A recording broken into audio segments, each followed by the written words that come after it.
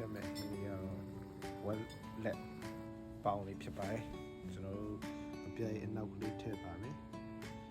အပြည့်အနောက်လေးထည့်ပြီးတော့မျိုးကောင်းပုံလေးဖြူပါမယ်ဖြူပြီးတော့ကျွန်တော်တို့တကြားလေးပေါ့နော်တကြားလေးအနည်းငယ်ထပ်ပြီးတော့ထည့်ပါမယ်တကြားထည့်ပြီးတော့ရင်တော့ကျွန်တော်စားပေါ့နော်စားလေးထည့်ပြီးတော့ထည့်ပါမယ်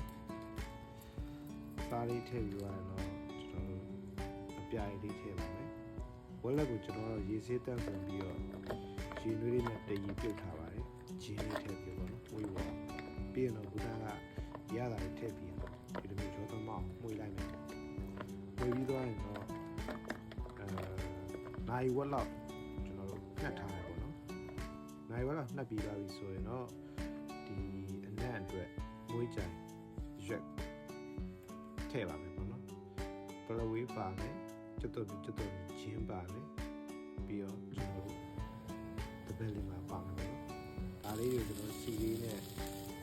တက်ပြီးသွားရင်တော့ခုနကရတာနဲ့နေထားတဲ့နှက်ထားတဲ့ပုံစံနဲ့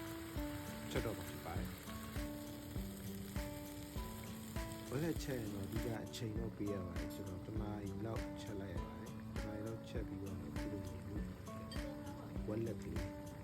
ရရှိမှာဖြစ်ပါတယ်